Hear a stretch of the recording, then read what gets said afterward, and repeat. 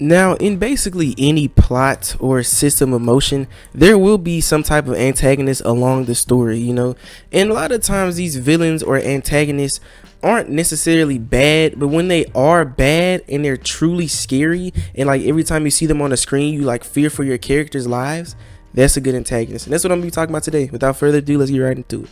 First up, I have the Sentinels from X-Men. Now, the Sentinels were basically a bunch of very heavily armored robots who basically their whole goal was to go kill mutants like around the globe, literally everywhere. And the special thing about the Sentinels is they adapted to whatever the mutants threw at them. So like when when Iceman died, the Sentinels, I think he made his body like really hot and then he just killed him. No, I was wrong. Just looked at the clip. They straight defrosted Bobby, bro. Like, that hurt my feelings. Like, I remember watching them hunt down the mutants, and the mutants were just running away trying to live, and Bobby stayed back to try to stop the rest of them. They put so many holes in Bobby, bro. They did him like dry and melted him like a freeze pop. And it was so scary because I'm like, he a main character. How is he dying? And when they... What really upset me is how they did Colossus, bro. And it makes me so sad. Like, I'm watching all the deaths back again, and they were simply overpowering the mutants. Like, when the Sentinel was fighting Colossus, he grabbed Colossus' punch and like absorbed Colossus' metal into the Sentinel's own body, which basically just tells you anything you could do, I could do better. Then the Sentinels cooked Colossus. And also, whatever the fire dude name is, fully forgot his name. The Sentinels were literally just absorbing the fire and slowly walking closer to them. Like, it was no stopping them. Watching this when I was little, I was like, how will the X-Men win? What's going on? Like, I was getting genuinely emotional because at what point do you sit here and think we're extremely outclassed? Do we all just die right now? Not gonna lie, I'm watching this stuff and it just gets more and more disrespectful, bro.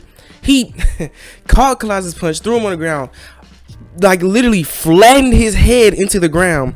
Don't get me started how they disrespected my man Bobby so bad. Bobby was freezing him and all that. Sentinel heats himself up, grabs Bobby by the throat, rips off his head and steps on it and just walks away.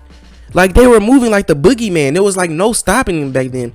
The Sentinels were scary based off their appearance and abilities and just their unstoppable nature. It was so terrifying to me. Moving right along. Next up, I have Shredder from Teenage Mutant Ninja Turtles. Now, Shredder was always scary to me, but especially in the live action one, when he was gently putting belt to ass to the turtles. Like, the way he was fighting, he was so fluid. It's like the turtles can do anything to like really fight him and match up with him. Another thing that really taught me that Shredder was genuinely like that was when he was hanging with Batman and they were fighting and he was just keeping up the whole time. I was so surprised. And he started to lose, but then he pulled out some type of ancient technique that was supposed to like obliterate Batman's heart or something, and he hit Batman with it. And Shredder was just like that, bro. It was so fun watching him on screen because all the blades he had, that scary like mask, his basically just the entire aura that he had, and then he had hands on top of that. He wasn't scared to throw down. Like, he would fight with literally anyone. And something that really surprised me about Shredder is like in the just how violent he was, especially in the live action. Like, he was just throwing Raphael around like a rag doll. He didn't even care. Moving right along. Next up, I have The Thing, and strictly because of how little is known about The Thing, like in that, like things like the 80s or the 70s when that movie first came out, I watched it. I watched it years later, of course, but I watched it and I realized it's so scary because it takes the only thing humans basically have that keeps them together, which is unity. Like, you don't know who's who anymore. You don't know if there's some type of imposter going around killing everyone. Excuse me, someone was at the door. Anyways, The Thing like took unity away from people, and it just made you not trust like people that you thought you could. Like, imagine like you and your mother are walking around and your mother turns into some type of alien. Would you be able to kill your mom like right then on the spot? I highly doubt it. But The Thing was so scary because of how unknown it was. Like, it started off with a dog running around, then it like started assimilating humans, taking over their bodies. You couldn't trust anyone. It took the trust factor away from people, and you never knew who it was. It's like everyone was a suspect, and it made me very scared. Moving right along. Next up, I have something that a lot of y'all may not have heard. It's a pretty old movie. It's called Misery. Now, the antagonist in Misery is this woman named Annie Wilkes, right? And basically she's just the number one fan of an author, so she kidnaps the author and like breaks his ankles and like doesn't let him leave, so he's basically bedridden, can't move, can't get away, and she makes him like write out the rest of his novels, and she pretends like she pretends like they're in love, like it's her husband, etc., etc.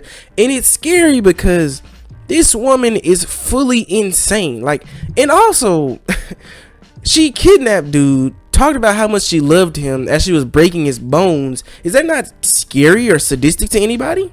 Like, what's scary to me about her is how serious she was the whole time. Like, it's like she didn't know she was living in her own delusion, like a genuine psychopath. And it scared me that she could do all this while remaining like in this weird state of love and entranced by the author, even though she's physically harming him and keeping him hostage and making him be in a very dangerous situation. Move right along. I have Nosferatu. Now, this entire movie was filmed in like 1922, and the entire thing was also a silent film. So every time he was on screen, it was just this really creepy vampire that didn't say anything. And that scene where he was just standing in the doorway was also really creepy. The only thing that really gets me about Nosferatu is how he looks. Like, he just ugly, you know what I'm saying? Like, this is no Edward, you know what I'm saying? This is just a really ugly vampire that was trying to kidnap a woman or something like that. I barely remember that film, bro. But that's really all I got for today. Let me check these script. Yeah, that's really all I got for y'all today. I love every single one of y'all. I'll see y'all very, very soon. I'm trying to get back into my groove of recording, as I say literally every single video, and I'm doing a little bit better. But I appreciate y'all and the love, and I'll see y'all very, very soon.